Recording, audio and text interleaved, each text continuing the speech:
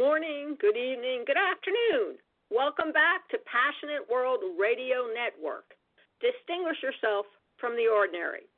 And today on Lillian's Interviews, Lillian Caldwell is interviewing Kim Weiler, the author of P.S. It's All About Love, How a Painful Journey with Psoriasis Became a Life Devoted to Healing Others. Good morning, Kim. How are you? Hi, Lillian. I'm great. Thanks so much for having me. Oh, my pleasure. Now, how young were you when you were diagnosed with psoriasis? I was 19 years old. Okay, so up until that time, did you have a normal life, or did you have problems with kids looking at you and going, ew, can I get that? Well, before it erupted, you mean? Before it manifested? Yes. No, I had a normal life as far as my skin was concerned, but you know, I did grow up in an alcoholic home, which I believe had a lot to do with the manifestation of my psoriasis, just all the negative emotional toxins inside of me. I think so. I know that stress is a large denominator for most. And please understand, folks, I'm not saying all. My opinion is the trigger for most autoimmune diseases. I agree. Because it can strip you of the necessary body types within you that protects you from diseases.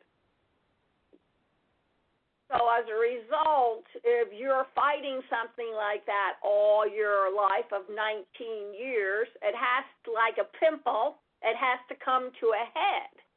And it finally rears its ugly head and says, hello, here I am. Exactly. Yes, I mean, toxins have to be eliminated, right? They have to be. They have to exit the body some way, shape, or form.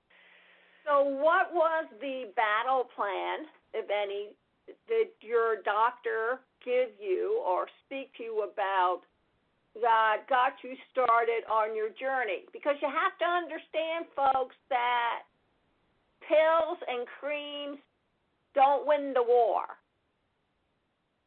Right, they're just a Band-Aid. They're just Band-Aid. Yeah, they're not addressing the root cause. Exactly. So to tell people how you overcame some of this pain that the psoriasis or PS did to you. Well, from the time I got psoriasis up until the age of 35, so you're talking 16 years, I just kind of went on this emotional roller coaster of going to the dermatologist, getting medications, creams, ointments with steroids, and, you know, they worked for a bit of time, and then they stopped working, and then I would try something new, and it just kind of went on like this for 16 years.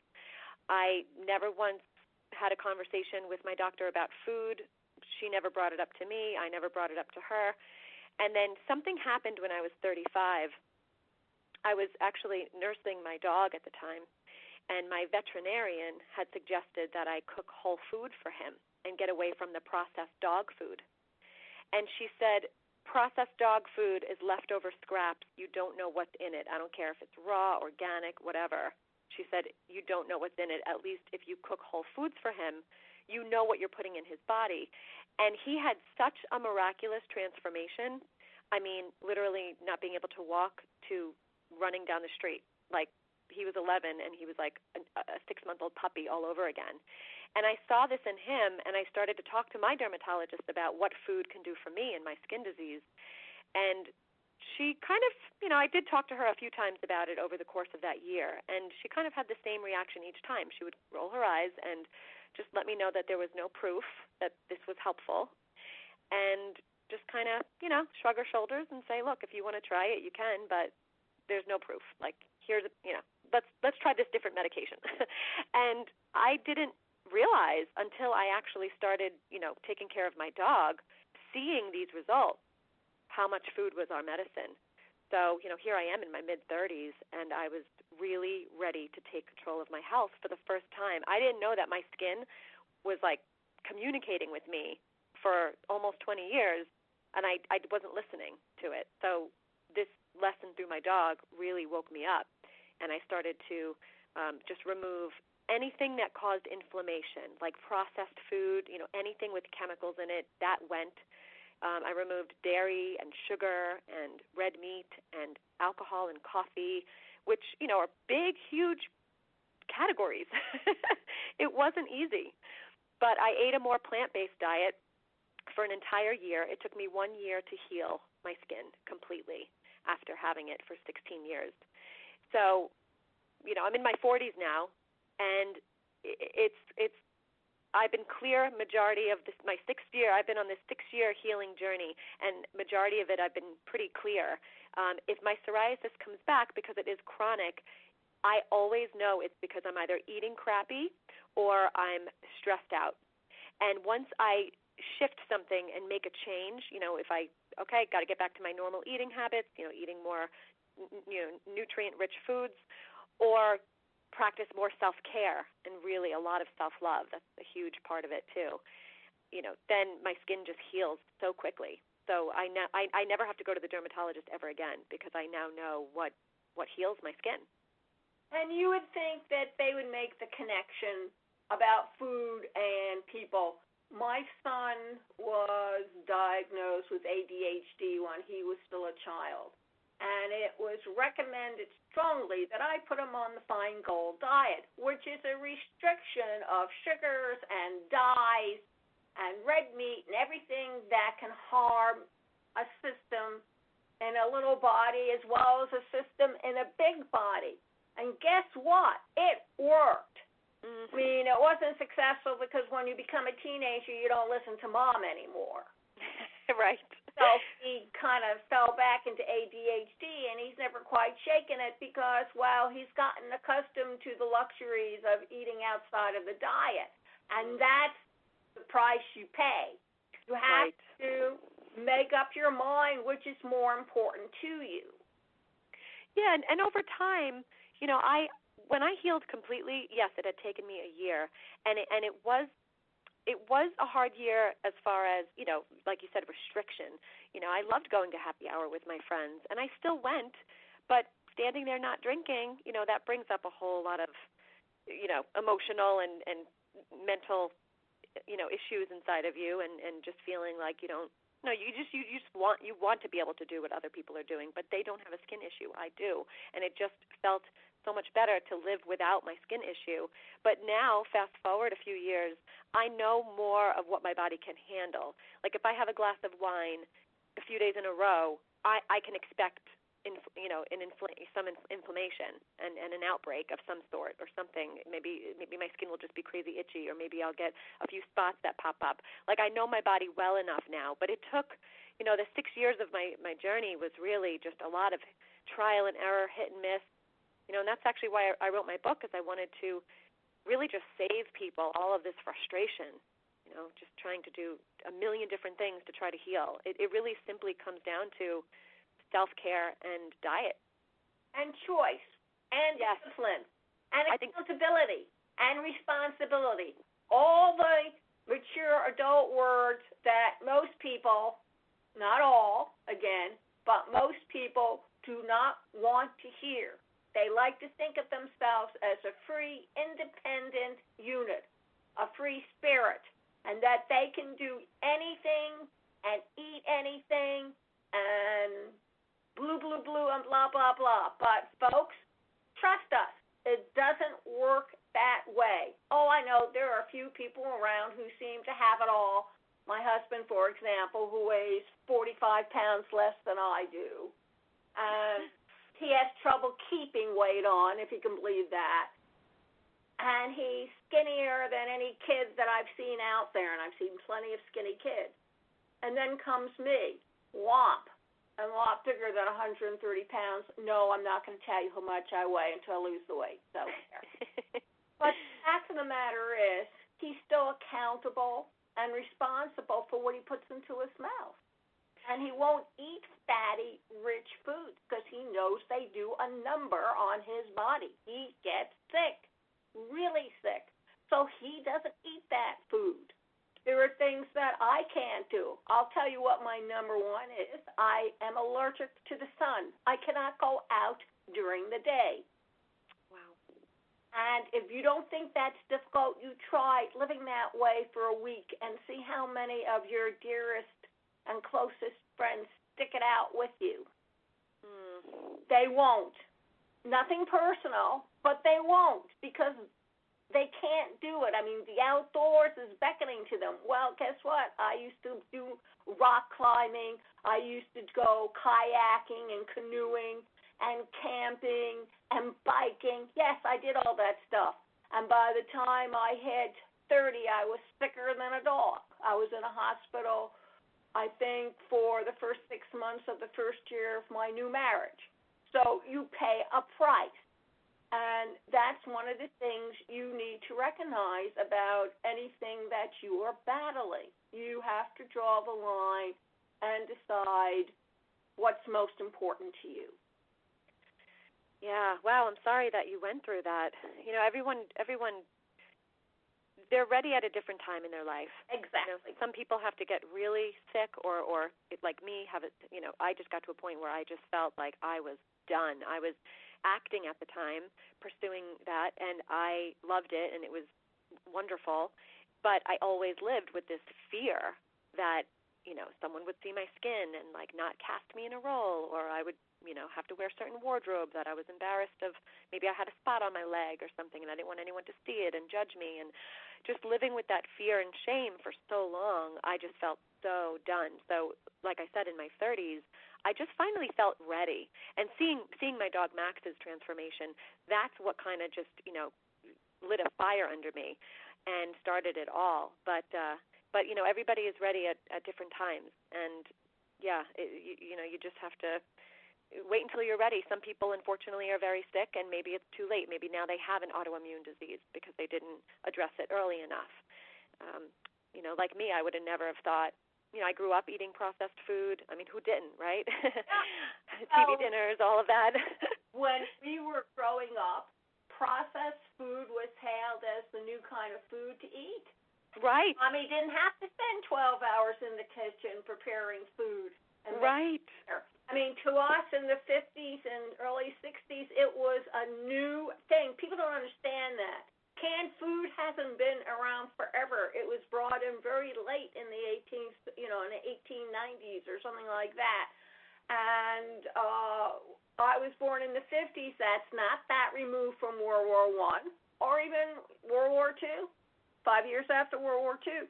So you have to understand that the United States in some ways is still very young as compared to Europe or Eurasia. You have to remember that. So that one. Right now, everybody wants to get back to the land. Well, in the 1900s, everybody wanted to get away from the land. They didn't want to be tied down, especially the women. That's why they wanted this free time. I mean, women's rights wouldn't have come around if the woman were tied down in the kitchen, which is where the man wanted her to be. Right. Very different time now. A very different time now. So not all processed foods are bad. Some are worse than others.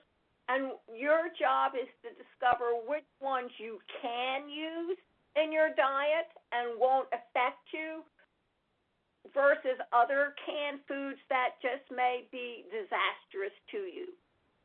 Right, right. And it's all just a process of elimination. You know, when I had started, I was so desperate because I was in such emotional pain that I was desperate to heal. So I just delved in completely, cleaned out my pantry, cleaned out my fridge, and said, this is it. I'm making a lifestyle change. I don't want to live with this disease anymore. I'm done.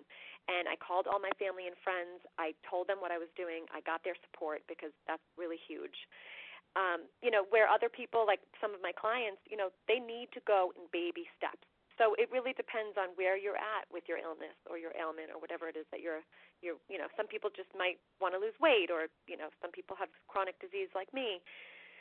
But either way, you know, you definitely, when it comes to the like, it's all based on individuality and you know, what that person can handle, what they can deal with, what works for them. And, you know, if that means eliminating one food group and seeing how it goes for 3 months, great. And then maybe you try another one. You know, it really depends on the person. Absolutely. And folks, you have to understand something that's very, very important. I'm pretty much Kim will agree with me. Just don't reach out and put yourself on the paleo diet or the Feingold diet or the Nutrisystem diet or whatever it is. I'm not saying these diets are bad, but just don't do it because you think it's going to be an instantaneous answer to whatever is plaguing you or whatever you need to do. I can tell you truthfully that I am on the Nutrisystem diet, and even though I did not lose 13 pounds in the first month, I am losing ounces. And for me to lose ounces is a stupendous thing here. I've never been able to do it before. But it's something that I'm doing very slowly. And even with their miracle food, I have to be very careful in my choice combination and the amount of food that I ingest during the day. And that's what a diet for autoimmune or for cancer or for Parkinson's or any of these other diseases that are part of the food chain, you have to go in with your eyes wide open and know what your system can tolerate. And that takes time, you know. It really does. It took me, this is the 6th year of my journey, and I'm still playing with that. I'm still figuring that out. I mean, yes, I know my body more than ever. I know how much alcohol or, you know, coffee. I don't really drink that much, and I try not to really ever drink coffee. But once in a while I might have a latte as a treat or something. And, you know, I know that if I had it all the time, my body can't handle it. So sometimes it takes these type of things, especially with diet. You know, it could be one thing or it could be multiple things, and you just don't know. So it's really just about, you know, maybe if you think you have an issue with gluten or you think you might have an issue with dairy or, you know, and that's where, you know, people working with health coaches like me, that's where I think they benefit so much because you can, you know, someone's there to hold your hand and look at your symptoms and say, you know what, dairy might be the culprit here. Let's just take a break from dairy for a few weeks and see how you feel. So it's really just, I think baby steps is really the way to go, especially if you're not really sure, you know, why you have these symptoms, or you might have more than one. But I definitely think it's a lifestyle change. Like when you were talking about dieting, I 100% agree. People do these diets, and you know, they're not terrible or anything. Like, you know, people want to lose weight or whatever. But and a lot of times with something like paleo, you know, sometimes it just gets them away from all that sugar that's in their diet, which I think is a good thing. But, you know, if you're learning from it, if you're learning that, oh, wow, you know, having real whole food that is grown from the earth or runs freely on a farm, like, oh, this actually, I have more energy. You know, if you start to notice these things, like really watch and pay attention to how your body's reacting, and if you're feeling better, like that's the key. And sometimes whatever you're dealing with actually gets worse before it gets better. Like with me, when I was first healing, all these toxins were coming out of through my skin and eliminating, you know, my body was eliminating them. And my psoriasis in certain areas got so much worse when I first started eliminating certain, you know, inflammatory foods. And that was scary because, you know, I didn't know that could happen. I was thinking that I was doing all these, you know, wonderful things, eating just some, you know, real food, nothing processed. And so sometimes it gets worse before it gets better, and that's just your body doing its job. You know, it really does always do its job, and you have to trust that and listen to it. And the other thing you really need to understand, folks, is that everybody's body has a different agenda than the one with Joe Smith or Jane Eyre or Fred Astaire. Your body is different. And depending on your age also will depend on how quickly or how slowly your body needs to adjust to whatever you're doing. And the other thing I really want to emphasize with you, and I know you don't want to hear it, but I did live off the land in my early 20s.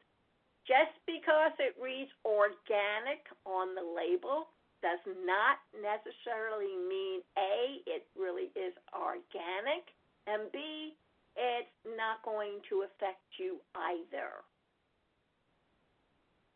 You really have to read the list of ingredients that are in that product. That's a beautiful point, because there's so many chemicals in foods today. There's over 14,000 food chemicals made in laboratories today. And I go to there's a health food supermarket where mostly everything's organic down the street from my apartment. And there's breads and crackers and cookies and all these things that say organic, but they're in a box, they're processed, and then if I look at the label, yes, there's definitely healthier ingredients than, something I would buy from the regular supermarket, but there's chemicals in there, and I only know them because I've been getting familiar with different chemicals, but I'll see something, maybe artificial coloring or, something, and right away I'm like, wow, people are buying organic foods thinking that they're organic. I mean, clearly you can shop for things without labels, or you could, avoid the outer skirts of the middle aisles of the supermarket and just shop on the outer skirts. Yes, but in order to live like that, you'd have to be one heck of a really creative planner and be like a recipe researching queen, and you'd be having to spend so many hours in the kitchen, and so it's not easy. We're so busy today. Like, our lives are just so busy, and we have families to feed, and two things I kind of help people with is I like to try to buy stuff with 5 ingredients or less, because if it has more than 5 ingredients, most likely it has chemicals in it.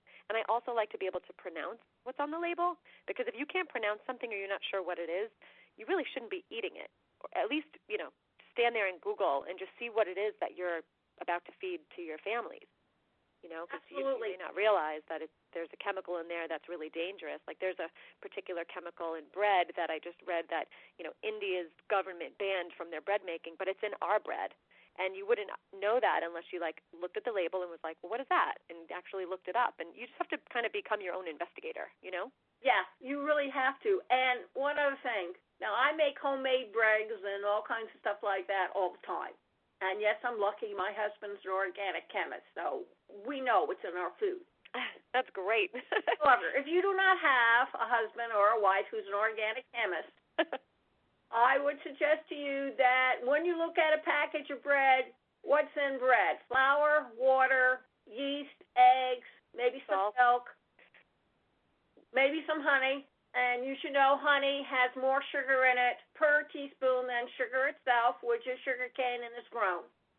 So you need to know that if there's anything else in there with your bread, put it back. Or come to me and I'll show you how to make an alternative bread to what you find in the grocery stores. And, bakeries are great, too. And I understand that if you buy a loaf of bakery bread that's fresh, it's not going to stay longer than 3 to 4 days. That's it. And I get that. You put it in the freezer. I bake my bread. We slice it down, leave the rest of it, put it in the freezer. Bread lasts in the freezer for about 6 to 7 months. Of course, in my house, if it lasts a week, we're doing well. But the point is, if that bread can last longer than a month, throw it away, because it's definitely not edible. When we were growing up, there was a bread called Wonder Bread. It was a white bread. And, of course, in the old days, white bread was only for kings, queens, and people like that. Common people ate the good stuff, the brown stuff, which they didn't like. But when we were kids, we found out that if you knead it between your fingers, it forms a dough. And then you ate the dough. So if you can do that with your bread, throw it away.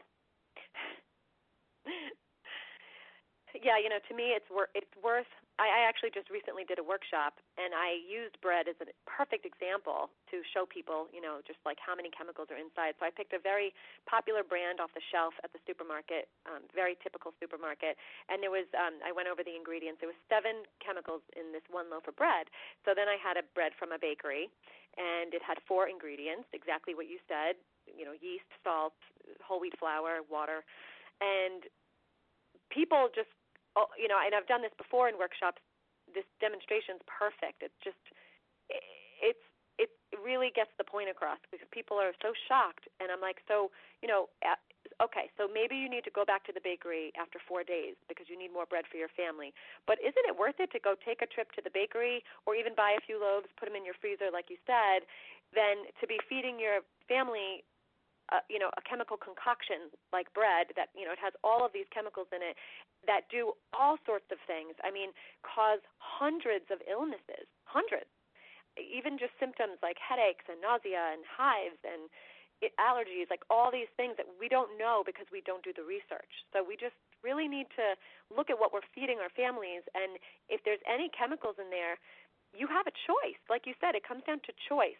You could choose to go to the bakery on Sundays and Wednesdays, or freeze them, or just figure out a way to avoid getting, eating all those chemicals, because we're getting sicker. We're getting sicker and sicker. I mean, autoimmunity alone. Well, we're getting. It's unfortunately today in America, autoimmunity is like higher than ever before, and it's really sad, and a lot of people are suffering. And I really believe that a huge component of that is just all the chemicals in our food. They're making us sick. Yes.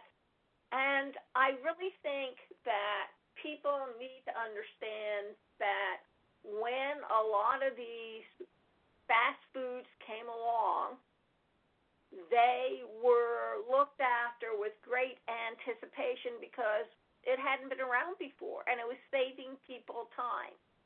So now they need to say to themselves, what's important to us? Is it our family's health, or making sure that the kids go to soccer every single day after school? And people say, oh, come on, Lillian, don't be so dramatic. But the thing of the matter is that when my son was on the Feingold diet, there were certain foods that he was with the YMCA, and they would put a lot of his special food in the refrigerator or in the freezer because he literally couldn't have the other stuff that the kids were having. And he wasn't bullied. He wasn't tormented. People started offering him as much as $50 for his special food. Really?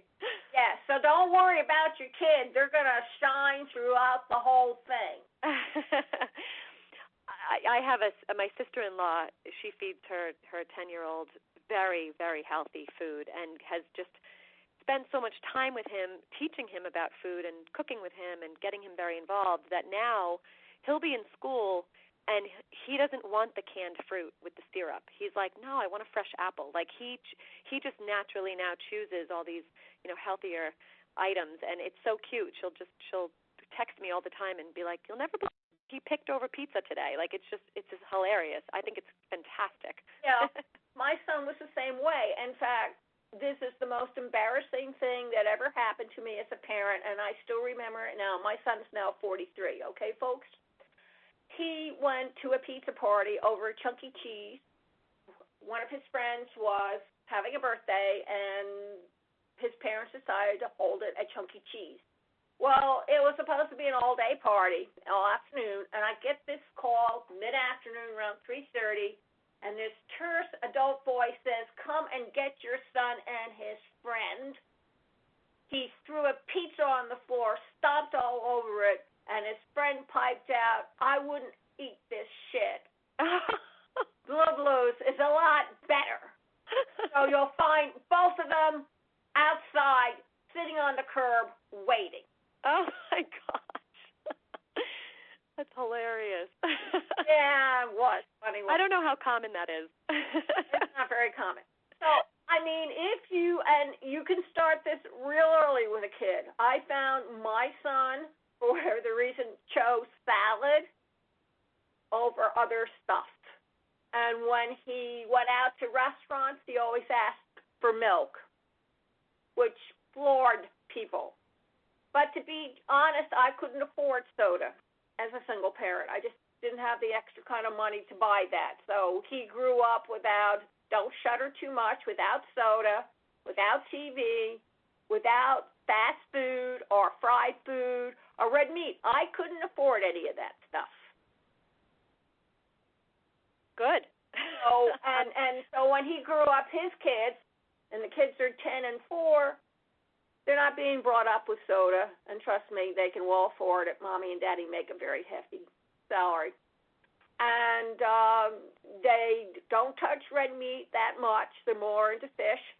So basically, it's if you start with them young, most of the time they will adhere to what you teach them. Isn't it amazing, though, that your unfortunate situation of being able, not being able to afford these things actually gave him the gift of health, and now he chooses that for his own children. Like, I think that's really beautiful. Yes.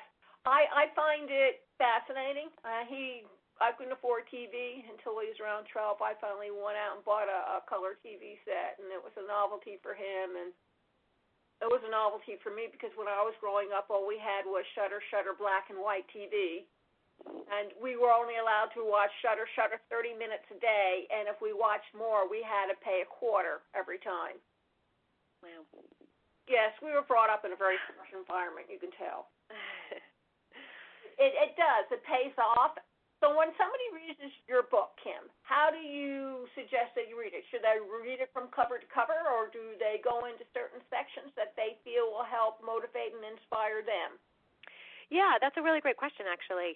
I specifically wrote the book where I just completely delve in from scratch, like from the very beginning, into what I did to heal myself, because I know I've read a ton of self-help books, and a lot of times you read about the author and their journey, and I wanted to save that for last in case maybe they don't want to read about my journey, maybe my personal journey, maybe they just want to get to the meat of it and heal. And a lot of people that pick up my book, I would think, are desperate like I was. So I from the beginning, it's pretty much walking them through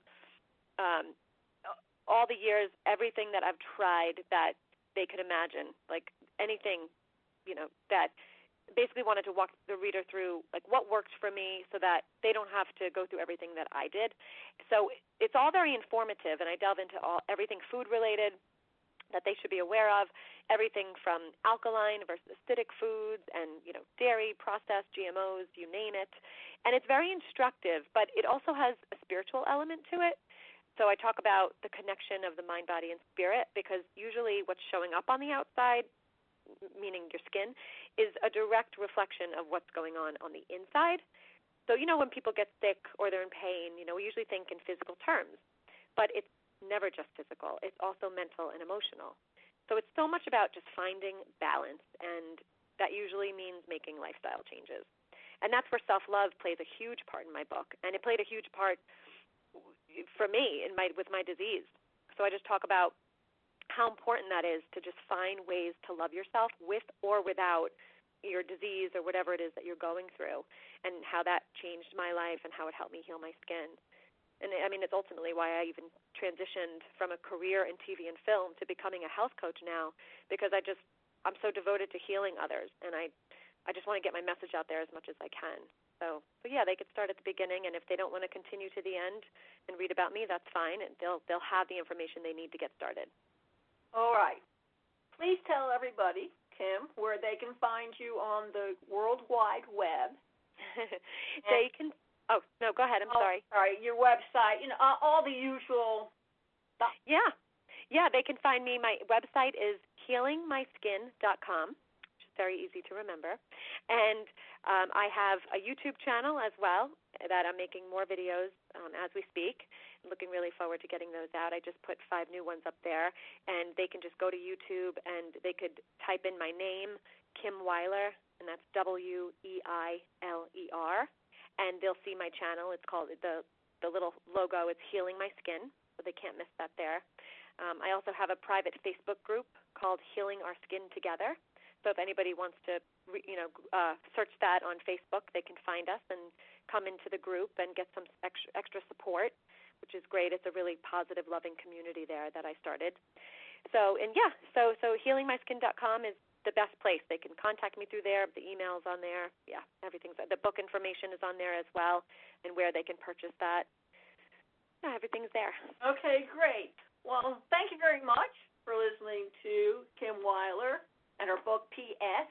It's All About Love, How a Painful Journey with Psoriasis Became a Life Devoted to Healing of And you can listen to this on the website, https://passionateworldradionetwork.com.